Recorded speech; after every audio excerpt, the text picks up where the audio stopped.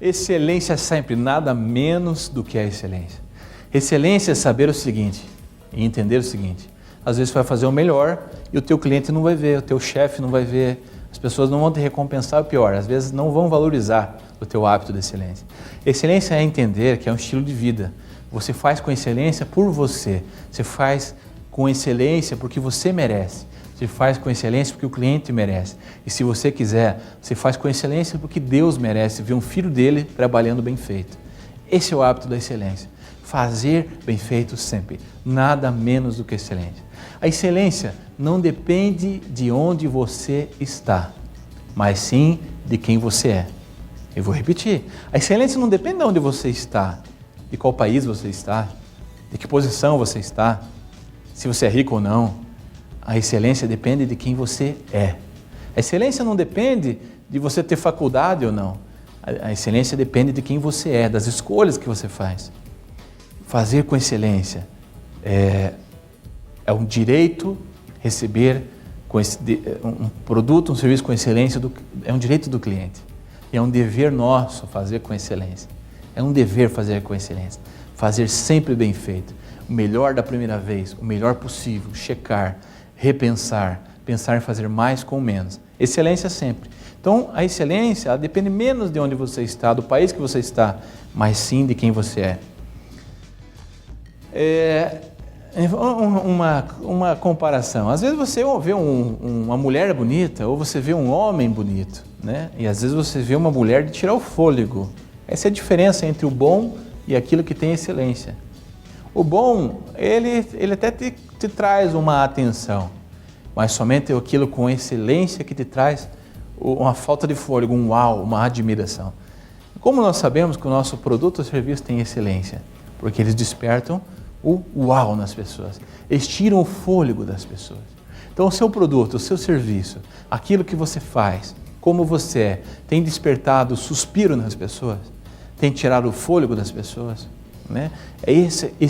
Pessoas que têm o hábito da excelência despertam aplausos, não porque elas estão em primeiro lugar ou porque chegam em primeiro lugar ou porque os resultados são extraordinários, mas arrancam aplauso porque elas correm uma boa corrida. Interessante. Para você despertar aplausos, para você conseguir aplausos, para você conseguir reconhecimento, nem sempre você precisa ser o primeiro em tudo, mas você precisa fazer uma boa corrida. Uma pessoa que faz uma boa corrida, com boa dedicação, ela já merece aplauso, ela já merece admiração e muitas vezes desperta isso. Então, excelência sempre, naquilo que você faz, sendo mecânico, sendo médico, repetindo os procedimentos que você já sabe de cor, que você já esqueceu, sendo excelente sempre. Respeitando a individualidade de cada cliente, às vezes os clientes te fazem a mesma pergunta sempre, você já está de saco cheio de responder aquelas perguntas, mas você vai responder como se fosse a primeira vez, porque o cliente é a primeira vez para o cliente. Para você não é a primeira pergunta, mas para o cliente é o primeiro contato contigo. Uma vez fui dar uma palestra no lugar e as malas se perderam e um rapaz foi me buscar no aeroporto e ele perguntou para a menina do balcão da companhia aérea: puxa vida, mas perderam a mala do Daniel e várias outras, por que tantas malas juntas? Como é que vocês conseguiram? Ela respondeu brava assim: o senhor não sabe que as malas vão junto num container e que por isso que perdemos todas juntas? Bem áspera assim. Ele falou: não, minha senhora, eu não sabia e nem tem obrigação de saber, porque não é o ramo dele. O óbvio é óbvio no teu ramo. Aquilo que é óbvio para você não é óbvio para o outro, você precisa lembrar disso. O que é óbvio para você não é óbvio para o outro. Para manter o hábito da excelência, nós precisamos de padrões. Não existe excelência sem medição, não existe excelência sem padrões. Tem uma rede de hotel mundial que ela mede 60 itens de verificação nos quartos sempre. As tomadas funcionam, tem teia de aranha, as luzes estão funcionando, o ar-condicionado está revisado, está pingando. Então, só quem checa, só quem mede, consegue o hábito da excelência. Para ter excelência, é preciso ter padrão. Se você não tem padrão, a coisa às vezes sai boa, às vezes sai ruim, às vezes sai média. É preciso que você tenha um padrão. Você vai entregar o teu produto, comida, você precisa, antes dele sair, provar um pouco. Está mantendo padrão? Não está, descarta. Então, pessoas com o hábito da excelência não aceitam baixar os seus padrões. Pessoas com hábito de excelência mantêm padrões, medem porque querem padrões ótimos. O padrão Steve Jobs da excelência diz assim: como o seu projeto se sairia em uma escala cujo grau máximo é insanamente genial? Como o seu produto sairia numa escala cujo grau máximo é insanamente genial? Esse é um padrão de excelência de Steve Jobs, né? Falecido Steve Jobs. Então, como numa escala de absurdamente genial, de um alto padrão, como meu produto e serviço se sairia? A Disney é muito boa em padrões de excelência desde a sua fundação, não só agora que ela tem dinheiro sobrando, mas desde a sua fundação. O primeiro longa-metragem que disseram que ia ser um fracasso foi Branca de Neve e os Sete Anões. Branca de Neve e os Sete Anões foi feito na época com 24 quadros por segundo, é exatamente o número de quadros usado nos desenhos hoje, só que na época os quadros usados em desenhos animados eram 8 quadros por segundo. A Disney triplicou isso. E mais, fez quadros que não são repetidos. São 24 quadros não repetidos por segundo. Hoje são 24, mas são repetidos. Então veja o padrão de excelência que o Walt Disney implementou, a cultura de fazer bem feito que o Walt Disney implementou lá na sua empresa. Tem um exemplo que eu falo muito em palestra, já contei várias vezes, é um exemplo que não é nosso, nem do meu pai, nem meu, mas ele também usa, né? Eu emprestei esse slide dele, que é o exemplo de Bartholdi, Frederic Bartholdi. Bartholdi foi um francês que construiu a Estátua da Liberdade. Na época que ele construiu a Estátua da Liberdade, não dava para ver a estátua de cima, porque não tinha helicópteros, não tinha aviões. Ele construiu os fios de cabelo da Estátua da Liberdade. Aquelas divisões que você vê às vezes no filme do X-Men e tal, foi porque Bartholdi insistiu em fazer bem feito. O cliente não pagou mais por isso, a empresa dele não pagou mais ele por isso. E quando perguntado por que ele fazia isso, ele simplesmente respondia: porque eu não trabalho só para a minha empresa, não trabalho só para o meu cliente, eu trabalho também para mim. Para mim eu tenho que fazer um trabalho muito bem feito. Eu não posso dormir tendo na consciência o peso que eu não fiz o máximo, ou seja, que eu não vivi com excelência. Então, nada menos que a excelência, não aceite nada menos que a excelência. Faça da tua empresa, mesmo que ela seja uma sorveteria simples, pequena, de bairro, o hábito da excelência. Lavar as mãos sempre, checar sempre, padrões sempre, o melhor possível sempre. Mesmo que não seja o melhor necessário, faça o melhor possível sempre. Um dos perigos para a excelência é a chamada rotina. A rotina é a inimiga número 1 da excelência. Existe o número 1 do super-homem, do Batman, a da excelência é a rotina. É a rotina. Por que a rotina? Porque a rotina faz com que a pessoa, que está lá há 5, a 10, a 18 anos fazendo a mesma coisa, esqueça da importância de fazer o seu trabalho bem feito. Aliás, ela sabe tão bem fazer o trabalho, né? E esse é outro perigo da excelência, a pessoa sabe tão bem fazer o trabalho que não se concentra, não se foca nele. Então ela não está presente nele, por isso a excelência cai, os padrões caem. Então a rotina, fazer sempre a mesma coisa, pode fazer com que a excelência caia. Ela desgasta a criatividade, a inovação, a paixão. Então cuidado com a rotina, cuidado para não cair com a rotina.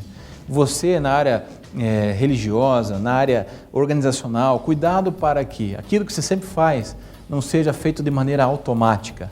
Então isso é um grande perigo para a excelência.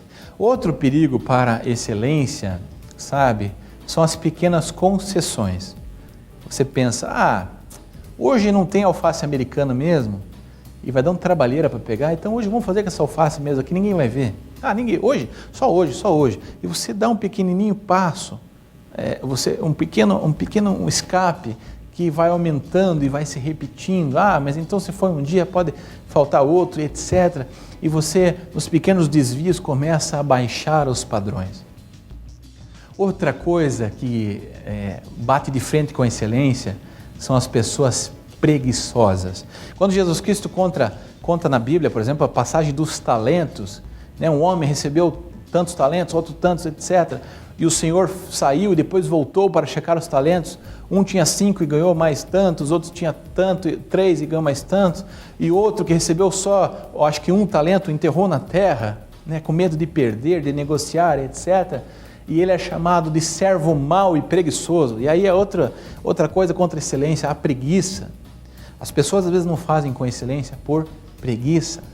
Ela é preguiçosa, ela tem o hábito da preguiça. Aquilo já se arraigou nela. Então, por preguiça, ela não faz direito. E o pior, depois tem que refazer. E por refazer se torna mal-humorada. E por se tornar mais mal-humorada, ela vê a sua carreira cair. Então, a preguiça é algo que bate contra a excelência. Sabe o que bate contra a excelência também? É uma empresa que está estabilizada. Empresa estabilizada, ela pensa, funciona assim mesmo, por que eu tenho que ser melhor? Está todo mundo comprando assim mesmo, por que eu tenho que ser melhor? É algo que bate contra a excelência.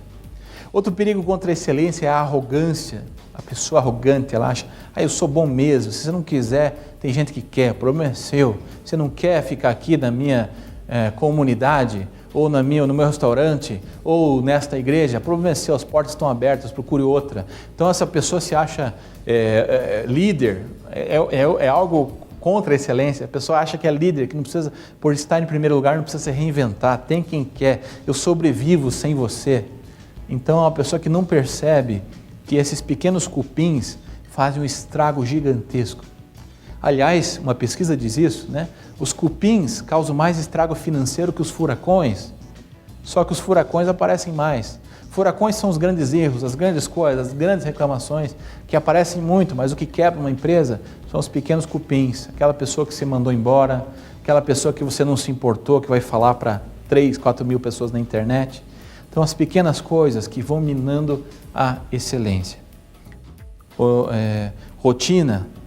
Então, rotina, preguiça, estar em primeiro lugar, arrogância, pode ser coisas que vão minando a excelência em você, vão minando a excelência na tua empresa. Lembrando da passagem do primeiro milagre público de Cristo, quando a mãe de Jesus Cristo, João faz questão de dizer no Evangelho, estavam num casamento, a mãe de Jesus, ele já começa narrando, estava a mãe de Jesus, também estavam presentes Jesus e os apóstolos. João dá um destaque ali no Evangelho para a mãe de Cristo, que tem uma importância fundamental naquele primeiro milagre público de Jesus. Ela vê que acabou o vinho. Agora, uma festa judaica não é de um dia, são vários dias, ou seja, já estavam vários dias bebendo. E Maria vê que acaba o vinho e avisa Jesus. Jesus Cristo fala que a hora não chegou. Que hora? A hora de fazer o primeiro milagre. Mas mesmo assim, a pedido da mãe dele, ele tem a atitude de atendê-la.